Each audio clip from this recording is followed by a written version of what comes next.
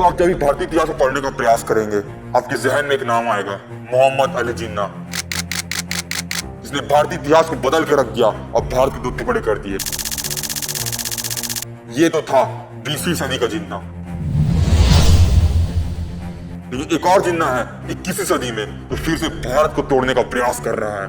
कैसे, वो मैं आपको बताऊंगा, और इसका नाम है राहुल गांधी उर्फ राहुल बाबा। अब ये सोच रहे होंगे कि क्यों मैं राहुल गांधी और जिन्ना को कंपेयर कर रहा हूँ, क्योंकि इनकी शक्लें मिलती है? नहीं, शक्ल के साथ साथ इनके कर्म भी मिलते हैं। जिन्ना ने भी 1947 में भारत के दो टुकड़े करके एक पाकिस्तान बना दिया था, और आज के राहुल गांधी भी कुछ ऐसा ही कर रहे हैं, भारत को तोड़ने का प्रयास। वो कैसे, मैं आपको बताता हूँ।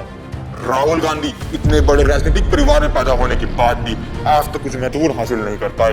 इतनी सारी चीजें तो थाली में परोस दी गई। नहीं राहुल बाबा तो राहुल बाबा ही ठहरे, एक जिन्ना थे जिन्होंने इस समुदाय को भड़का करके पाकिस्तान बना दिया। और क्या ही अंतर इस राहुल गांधी में, क्योंकि ये भी तो वही कर रहा है, इस समुदाय को भड़का करके उन्हें भारत से अलग करने का प्रयास कर रहा है। क्यों मैं नहीं इसे जिन्ना कहता? बिल्कुल इसे जिन्ना मानता हूँ, इसे जिन्ना कहता हूँ। दोस्तों, राहुल गांधी की अलगाववादी और तुष्टिकरण की नीति उसे आधुनिक जिन्ना बनाने की राह में ले जा चुकी है। किस प्रकार से सांप्रदायिक और समाज को दो भागों में बांटने वाले भाषण को संबोधित करते हैं, जिससे कि आम जनता में किस प्रभाव पड़ता है। राहुल गांधी की विभाजनकारी नीति उन्हें भारत की क्षेत्रीय और सामाजिक अखंडता के लिए खतरा बना रही है, और इसलिए वो धीरे धीरे जिन्ना बनते जा रहे हैं। राहुल गांधी की अल्पसंख्यक तुष्टिकरण नीति किसी छुपी नहीं है। कैसे ये प्रमाणित इस्लाम समर्थक हैं। कांग्रेस पार्टी सत्ता में बने रहने के लिए तुष्टिकरण की राजनीति में संलिप्त रहने का लंबा इतिहास रहा है। फिर राहुल गांधी की पार्टी ने पिछले कुछ दशकों में हिंदू समर्थन में भारी गिरावट देखी है। यह प्रवृत्ति 2024 में आम चुनाव में भी जारी रही, जब कांग्रेस प्लस गठबंधन ने मुस्लिम वोटों का 72% से अधिक समर्थन प्राप्त किया, जो कि 2019 में केवल 50% था। हिंदू समुदायों में घटती लोकप्रियता के कारण फिर राहुल गांधी ने मुस्लिम समुदाय को तुष्ट करने की राजनीति की ओर तेज कर दिया। यहाँ तक कि इस्लामी चरमपंथियों का समर्थन करने भी लगे। कांग्रेस अब आज के दौर की मुस्लिम लीग बन चुकी है। ये मैं नहीं कहता, ये खुद वो कहते हैं। The state you are the MP for more than 70 years. Muslim League is a completely secular party. Right. There's nothing non-secular about Muslim League. ये टुकड़े टुकड़े मानसिकता अपनाकर भारत को बांटने की कोशिश कर रहे हैं। इस राष्ट्र ने नेहरू काल से कांग्रेस की गलतियों का खामियाजा भुगता, वो अब से राहुल गांधी के खुलेआम मुस्लिम तुष्टिकरण का शिकार हो रहा है। फिर राहुल गांधी के कथित बयान, हाँ कांग्रेस पार्टी एक मुस्लिम पार्टी है और मुस्लिम लीग में भी अब कुछ सेक्युलर नहीं है, जैसे टिप्पणियां उनकी विभाजनकारी रणनीतियों को दर्शाती है। 2023 में भारतीय संघ मुस्लिम लीग 300 से अधिक युवा कार्यकर्ताओं ने हिंदुओं को मंदिर के सामने फांसी दो, जिंदा जला दो जैसे नारे लगाए। इस घटना ने IUML के कट्टरपंथी दोहरे मापदंड उजागर हुए।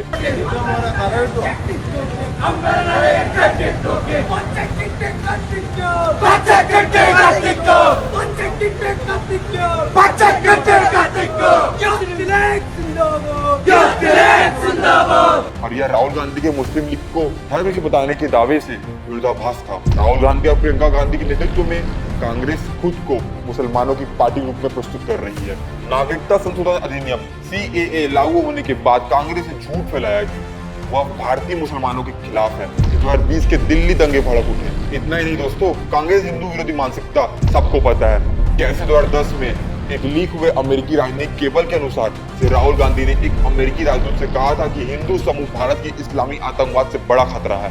हाल ही में संसद में उन्होंने कहा जो खुद को हिंदू कहते हैं वो लोग हिंसा करते हैं। जो लोग अपने आप को हिंदू कहते हैं वो 24 घंटा हिंसा हिंसा हिंसा। उन्होंने एक बार ये भी कहा था कि जो लोग मंदिर जाते हैं वही महिलाओं से छेड़छाड़ करते हैं।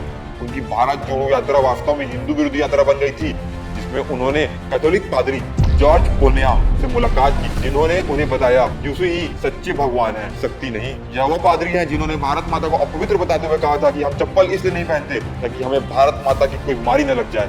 सोचिए दोस्तों, ऐसे लोगों के साथ संबंध बनाते हैं ये राहुल गांधी। 2024 में भारत जोड़ो यात्रा के दौरान राहुल गांधी ने कहा था कि वह हिंदू धर्म की शक्ति के खिलाफ लड़ रहे हैं। कांग्रेस की हिंदू विरोधी नीतियों के बावजूद चुनावों से पहले राहुल गांधी खुद को भगवान राम के रूप में प्रचारित करने में कोई आपत्ति नहीं करते। तब कांग्रेस ने सुप्रीम कोर्ट में हलफनामा देकर कहा था कि भगवान राम के अस्तित्व के प्रमाण ही नहीं है। इसलिए तो मैं चुनावी हिंदू कहता हूँ। राहुल गांधी ने अयोध्या राम मंदिर के दर्शन करने से इनकार कर दिया था। उन्होंने इसके ऐतिहासिक उद्घाटन को नाच गाना कहकर सम्मानित किया था। डांस गाना चल रहा है, प्रेस वाले हाय हाय हाय कर रहे हैं, नाच गाना चल रहा है, डांस चल रहा है, पूरा हिंदुस्तान डांस कर रहा है। उन्होंने पवित्र महाकुंभ स्नान को भी नजरअंदाज कर दिया, लेकिन जैसे ही चुनाव नजदीक आए वे माथे पर तिलक लगाकर मंदिर मंदिर घूमने लगते थे। उन्होंने उन लोगों के साथ गठबंधन किया जो महाकुंभ को फालतू बताते हैं। कांग्रेस अध्यक्ष मल्लिकार्जुन खड़गे ने गंगा स्नान पर तंज कसते हुए कहा, क्या मैं गंगा स्नान करने से गर्मी मिट जाएगी? अरे भाई, गंगा में डुबकी लेने से गरीबी दूर होती क्या? राहुल गांधी के दादा नेहरू ने सोमनाथ मंदिर के पुनर्निर्माण का विरोध किया था और उन्होंने राष्ट्रपति राजेंद्र प्रसाद को इसके उद्घाटन में जाने से भी रोका था। 2017 में सोमनाथ मंदिर यात्रा के दौरान राहुल गांधी गैर हिंदू श्रेणी में दर्ज हुए थे। दोस्तों, ये तो बात थी संप्रदाय की, जहाँ पे राहुल गांधी कैसे हिंदू विरोधी मानसिकता का समर्थन करते नजर आते हैं। लेकिन यही नहीं, ये राहुल गांधी क्षेत्रीय अखंडता के लिए भी खतरा है। वो कैसे, बताता हूँ। जब 2019 पुलवामा हमले के बारे में राहुल गांधी को इसकी जानकारी मिली तो वो कहते हैं ये तो कार बम था, कार बम से हुए सैनिकों की मौत कहकर पाकिस्तानी आतंकवाद को ढकने की कोशिश की। In fact, that picture there is me putting flowers on the spot where almost 40 soldiers were killed by a car bomb some years back. वह भारत के आंतरिक मामलों में विदेशी हस्तक्षेप की मांग कर चुके हैं। 2008 में कांग्रेस ने चीन की कम्युनिस्ट पार्टी सीपीसी के साथ एक गुप्त समझौता किया था, जिसे राहुल गांधी ने हस्ताक्षर किया था। अब कुछ इस प्रकार ही 2017 में डोकलाम संकट के दौरान राहुल गांधी ने चीन के राजदूत के साथ गुप्त बैठक की थी और 2018 में कैलाश मानसरोवर यात्रा के दौरान भी उन्होंने चीनी अधिकारियों से गुप्त मुलाकात की थी। 2023 में अमेरिका यात्रा के दौरान उन्हें जॉर्ज सोरोस से जुड़े संगठन के कार्यकर्ताओं से मुलाकात की। 2023 में उन्होंने अमेरिकी विदेश विभाग के अधिकारी डोनाल्ड लू से मुलाकात की, जो विभिन्न देशों की सरकार को अस्थिर करने के लिए जाने जाते हैं। इनका सीधा लिंक जॉर्ज सोरोस की यूएस एड से।